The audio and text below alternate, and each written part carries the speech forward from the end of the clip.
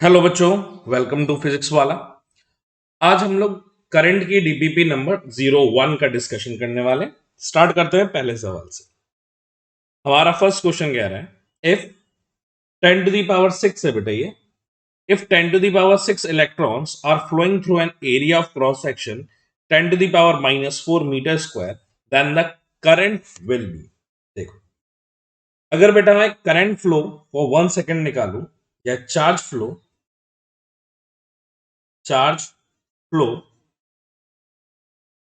For 1 second,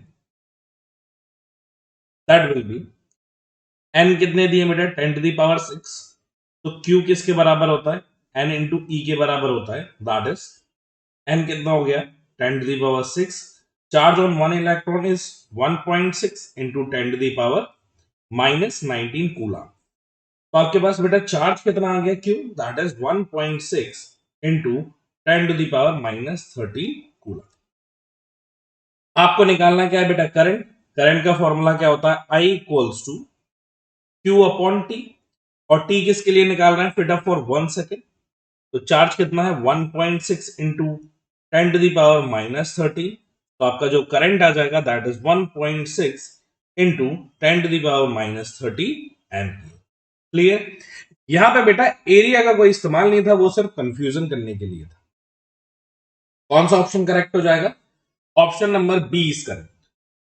अगला सवाल, the current in a conductor varies with time at t equals to I 2t plus 3t square ampere, where I is in ampere and t is in second.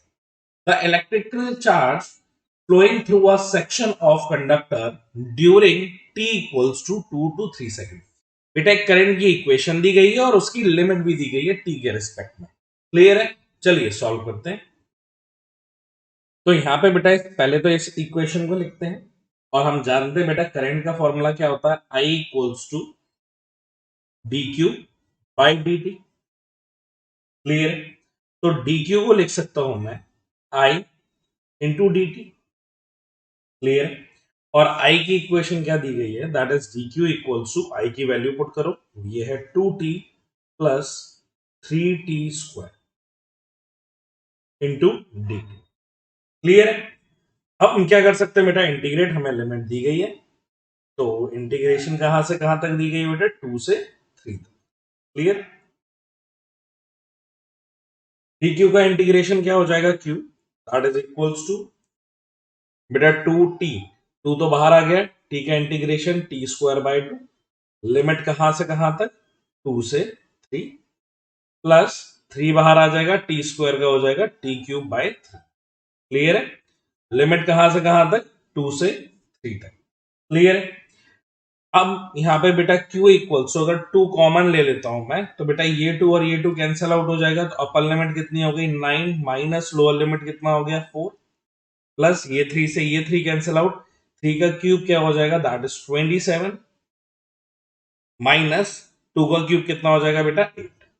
Clear है। तो ये आ जाएगा q equals to 5 plus यहां से आ जाएगा बेटा हमारे पास 29, नहीं 19। ठीक है। तो q जो आ जाएगा that is equals to 24। Clear है। कौन सा ऑप्शन करेक्ट हो जाएगा हमारा, option number B is correct. Clear है बच्चों। चलिए नेक्स्ट क्वेश्चन की तरफ चलते हैं। अगला सवाल कह रहे हैं 10,000 electrons are passing per minute through a tube of radius 1 centimeter. The resulting current is, resulting current हमें बताना है। यहां पे बेटा अगर करंट का फॉर्मूला लिखूंगा तो क्या हो जाएगा, I equals to Q by T के बराबर। क्लियर। तो अगर सबसे पहले क्या बेटा, Q को मैं डायरेक्ट अब ऐसे लिख सकता हूं एन ई अपॉन टी के बराबर। क्लियर। तो यहां पे अगर वैल्यू पुट कर दूंगा तो I equals to N, charge number of कितने इलेक्ट्रॉन्स है, दैट इज 10,000। ठीक है।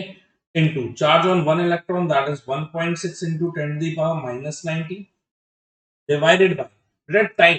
टाइम कितना दिया है, पर मिनट दिया गया है, पर यूनिट एम्पियर की है, दैट मींस पर सेकंड लिखना है, तो डिवाइड किससे कर देंगे बेटा 60 से।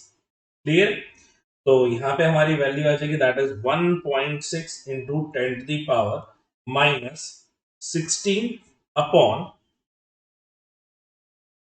यहाँ पे कितना आ जाएगा बेटा, दैट इज 6।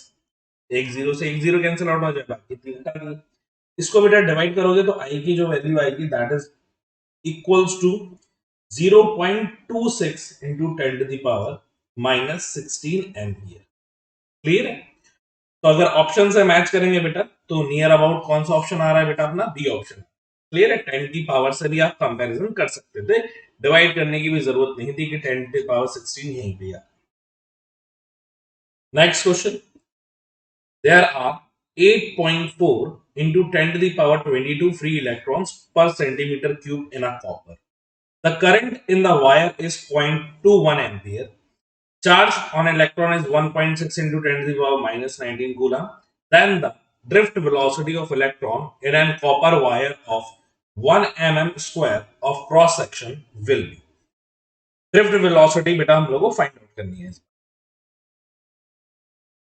अब यहां पे बेटा अगर मैं नंबर ऑफ फ्री इलेक्ट्रॉन्स लिखूंगा, that is number of free electron, तो वो कितना हो जाएगा, n equals to 8.4 into 10 to the power 22। अब ये 22 फ्री इलेक्ट्रॉन से बेटा पर सेंटीमीटर क्यूब में, अगर मीटर क्यूब में करना है तो यहाँ पे क्या आ जाएगा, 10 टू दी पावर 6 आ जाएगा मल्टीप्लाई। तो n की जो वैल्यू आ गई that is 8.4 into 10 to the power, क्या ये 28 हो जाएगा। क्लियर है इतनी बात? ये क्या आ गया, पर मीटर क्यूब। क्लियर है? करंट आपको क्या दिया था, that is equals to 0.21 ampere. ये हमें करंट दिया गया। क्लियर? और एरिया कितना दिया था, that is given as 1 mm square. तो इसको क्या लिख सकते हो बेटा, 10 to the power -6 metre square लिख सकते हो। क्लियर? अब करंट का फॉर्मूला होता है I इक्वल्स टू V ना, V मतलब drift velocity, E N A. तो अब अगर मुझे ड्रिफ्ट वेलोसिटी निकालनी है तो बाकी सबको डिवाइड कर दूंगा, तो लिख दूंगा drift velocity equals to I upon E N A, that is equals to, current कितना है बेटा हमारे पास 0.21 डिवाइडेड बाय, यहां पे कितना आ जाएगा बेटा 8.4 into 10 to the power 28 into charge on one electron that is 1.6 into 10 to the power -19। Clear? into n लिख दिया है, e लिख दिया है, एरिया कितना है 10 की पावर -6। क्लियर? जब इसको डिवाइड कर दोगे तो बेटा ड्रिफ्ट वेलोसिटी आपकी आ जाएगी 1.56 into 10 to the power 5 metre per second. कौन सा ऑप्शन करेक्ट हो जाएगा, ऑप्शन नंबर सी। क्लियर है बच्चों? चलिए नेक्स्ट क्वेश्चन पे चलते हैं। There is a current of 40 ampere in a wire of 10 to the power -6 meter square area of cross section. If the number of free electrons per meter cube is 10 to the power 29, then the drift velocity in the circuit. फिर से हमें क्या calculate करना है बेटा, drift velocity. बेटा फिर से सेम ड्रिफ्ट वेलोसिटी का फॉर्मूला देखेंगे, हमने देख लिया है V D equals to I upon N E into A. तो यहाँ पे कितना आ जाएगा, हमें करंट कितना दिया है एम्पियर में, दैट इज 40 डिवाइड, हमारे पास n कितना है बेटा, that is given as 10 to the power 9 और मीटर क्यूब में ही है, तो बिना कन्वर्ट करके 10 टू द पावर 9 लिख सकते हैं, into charge on one electron that is 1.6 into 10 to the power -19, और एरिया कितना है बेटा 10 टू द पावर -6 और ये भी मीटर स्क्वायर। क्लियर है? तो यहां से हमारी जो ड्रिफ्ट वेलोसिटी है वो आ जाएगी 2.5 into 10 to the power -3 metre per second. Clear? कौन सा ऑप्शन करेक्ट हो जाएगा, option number B. Next, the SI unit of current is, बेटा करंट की एसआई यूनिट क्या होती है, दैट इज एम्पियर। क्लियर? कौन सा ऑप्शन करेक्ट हो जाएगा अपना, option number B is correct. When no current flow through a conductor, clear, the free electron do not move, The average speed of the free electron over a large period of time is zero. The average velocity of free electron over a large period of time is zero. The average of the square of the velocity of all the free electrons at the instant will be zero. बेटा average speed तो free electrons की zero होने नहीं वाली है, clear है। और ऐसा है नहीं कि फ्री इलेक्ट्रॉन्स और मूव ना करे, फ्री इलेक्ट्रॉन्स है तो बेटा वो मूव करेंगे, मतलब फ्री इलेक्ट्रॉन्स करंट प्रोड्यूस करेंगे करेंगे, क्लियर है। तो पहला ऑप्शन तो गलत गलत हो जाता है। एवरेज स्पीड, बेटा कभी भी किसी भी इलेक्ट्रॉन की एवरेज स्पीड जीरो नहीं होती, क्लियर है कि नहीं है। आपने देखा होगा, क्योंकि बेटा एवरेज स्पीड में अपन क्या लेते हैं, मैग्नीट्यूड ऑफ वी लेते हैं। पर जब हम एवरेज वेलोसिटी लेते हैं तो हर किसी का डायरेक्शन लेते हैं, मतलब v1 vector plus v2 vector plus v3 vector लेते हैं। तो यहां पे बेटा अपने पास magnitude as well as direction आ जाता है। तो summation of this average velocity ये किसके बराबर हो जाता है, अगर जीरो के बराबर हो जाएगा तब हमारे कंडक्टर में करंट फ्लो नहीं करेगा, क्लियर है कि नहीं है। तो कौन सा ऑप्शन करेक्ट हो जाएगा, ऑप्शन नंबर सी इसका, clear. Next, a steady current flow in a metallic conductor of a non-uniform cross section. The quantity and quantities which remains constant along the length of the conductor is, बताना बेटा कौन कौन सी quantity same रहेंगी। तो बेटा यहाँ पे हम लोग जानते हैं कि अगर अभी ड्रिफ्ट वेलोसिटी का फॉर्मूला देखा, जहां पे एरिया का जो रिलेशनशिप है दैट इज इनवर्सली प्रोपोर्शनल। तो अगर नॉन यूनिफॉर्म क्रॉस सेक्शन है तो एरिया बदल गया, मतलब ड्रिफ्ट वेलोसिटी बदल गई।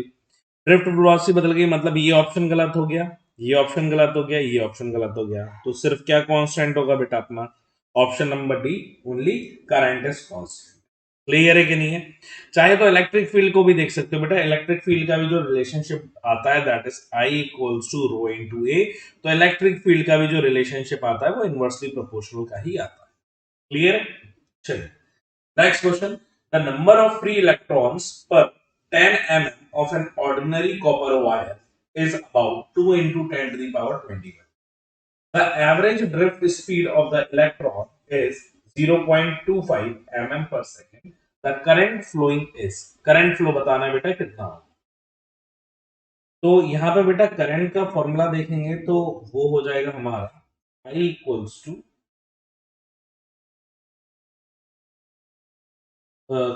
Q by T. और Q को क्या लिख सकते हैं बेटा, एन ई अपॉन टी लिख सकते हैं। पर यहाँ टाइम नहीं गिवन है, तो टाइम कैसे निकालेंगे बेटा, टाइम इक्वल्स टू डिस्टेंस, कितनी मीटर लंबी है copper wire that is 10 mm, ये हो गया डिस्टेंस। और उसकी स्पीड कितनी है दैट इज 0.25, तो 10 mm डिवाइडेड बाय 0.25 से हमारी क्या आ जाएगा बेटा time, that is equals to 40 seconds, मतलब टाइम आ गया हमारे पास। तो चार्ज हमारे पास था, एन कितने है हमारे पास बेटा, that is 2 into 10 to the power 21, that is given, into charge on one electron वो है 1.6 into 10 to the power minus 90 divided by time कितना आ गया हमारे पास 40 सेकेंड्स, क्लियर। इसको बेटा सॉल्व करेंगे तो हमारे पास आ जाएगा 3.2 into 10 to the power 2 divided by 40, और इसको जब सॉल्व करोगे तो बेटा हमारे पास करंट आ जाएगा 8 एम्पीयर, क्लियर। कौन सा ऑप्शन करेक्ट हो जाएगा हमारे पास, option number B is correct, that is 8 ampere. Next question, in a neon discharge tube 2.9 into 10 to the power 18 Ne plus ion moves to right each second, while 1.2 into 10 to the power 18 electron moves to left per second. Electron charge is 1.6 into 10 to the power minus 19. The current flow in the discharge. Current flow बता। अब यहाँ पे बेटा आप ध्यान से देखो कि अगर हमारे पास ये Ne प्लस आयन है तो ये इस साइड जा रहा है, ठीक है, तो इसका करंट तो इसी साइड होगा आई। और यहाँ पे हमारे जो इलेक्ट्रॉन्स का मूवमेंट है वो है अपोजिट साइड, पर हमारा जो करंट होता है वो इलेक्ट्रॉन की अपोजिट डायरेक्शन में जाता है, मतलब I2 भी हमारा सेम डायरेक्शन में हो गया।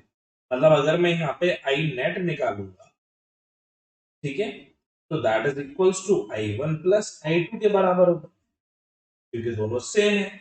अब मुझे बस I1 और I2 निकालना है, ठीक है, यहां पे निकाल देता हूं।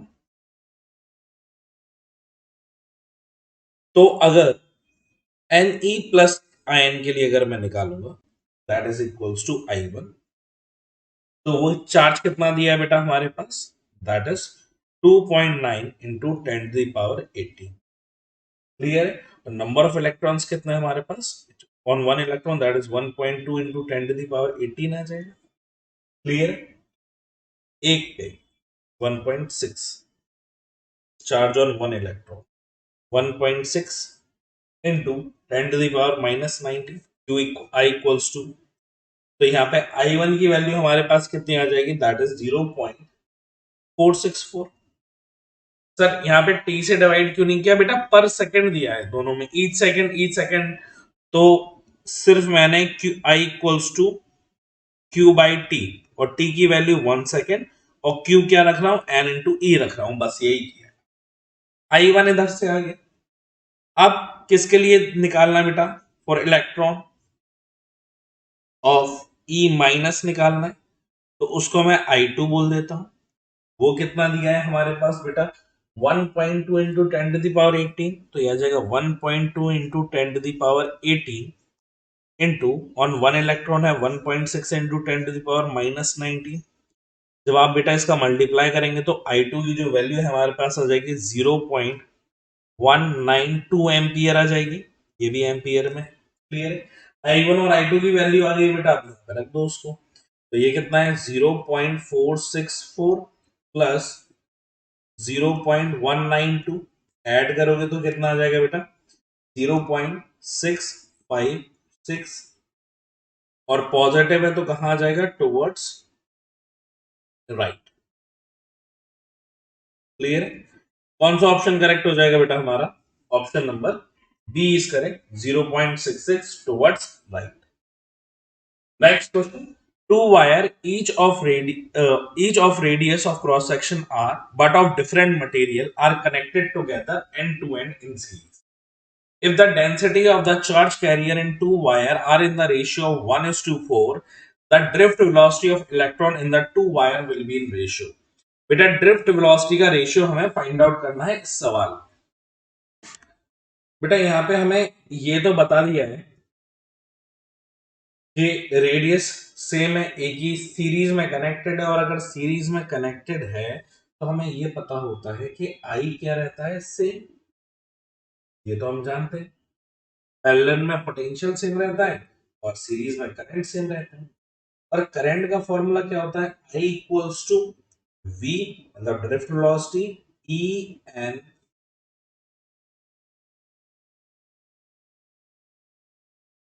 VEE एन ए, V ना होता है, दैट इज इक्वल्स टू, अब ये फर्स्ट मटेरियल का है तो बेटा ड्रिफ्ट वेलोसिटी यहाँ पे 1 कर दो। क्लियर।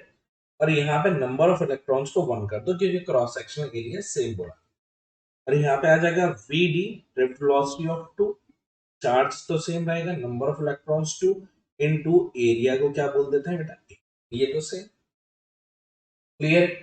तो यहां से देख सकता हूं बेटा ये दोनों तो कैंसिल आउट हो जाएंगे। क्लियर। एन ई ए कैंसिल होगा, ये कैंसिल आउट हो जाएगी, तो यहाँ पे क्या बचेगा, N1 VD1 equals to N2 VD2। Clear है। अब आपको N2 अपॉन N1 का तो रेशियो दिया गया है। क्लियर है। तो यहाँ पे क्या आ जाएगा, VD1 upon VD2 equals to N2 upon N1। यहाँ पे दिया गया बेटा द डेंसिटी जो दिया गया है that is in the ratio of 1:4, तो N2 अपॉन N1 निकाल रहे हैं तो 4:1 हो जाएगा, ऊपर 4 आ जाएगा। क्लियर। तो यहाँ पे ड्रिफ्ट वेलोसिटी का रेशियो जो आएगा हमारे पास दैट इज 4:1 के बराबर। क्लियर। कौन सा ऑप्शन करेक्ट हो जाएगा, ऑप्शन नंबर सी इसका।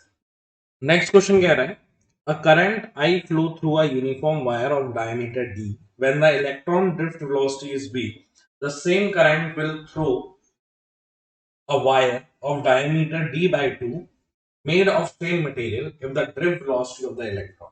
देखो बेटा अभी हमने देखा ड्रिफ्ट करंट का फॉर्मूला क्या होता है, I इक्वल्स टू VENA, ठीक है,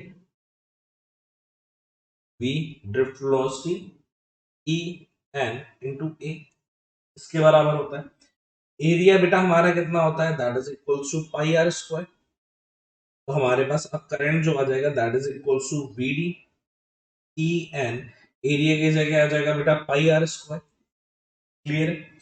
और रेडियस जो दी गई है वो कितना दी गई है बेटा, D/2 दी गई है। तो I इक्वल्स टू कितना हो जाएगा, VD EN pi into D/2 का होल स्क्वायर, ये गिवन है।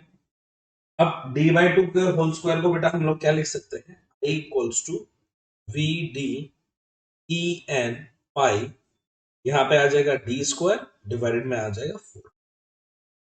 क्लियर? अब अगर मैं ड्रिफ्ट वेलोसिटी लिखूंगा तो ये कितनी आ जाएगी बेटा, V D equals to 4I divided by NE pi D square हो जाएगा, ये ड्रिफ्ट वेलोसिटी के टर्म्स में। क्लियर है? अब नेक्स्ट केस पर बेटा आपकी जो ड्रिफ्ट वेलोसिटी हो गई है वो कितनी हो गई है, D/2 हो गई है। तो क्या लिख सकता हूं इसको, V dash equals to 4I upon NE pi, और यहां पे बेटा ब्रैकेट में क्या आ जाएगा, D स्क्वायर है, तो ये हो जाएगा D/2 का होल स्क्वायर। क्लियर है? तो ये हो जाएगा V dash equals to 4I upon NE pi, यहां पे हो जाएगा D स्क्वायर अपॉन 4।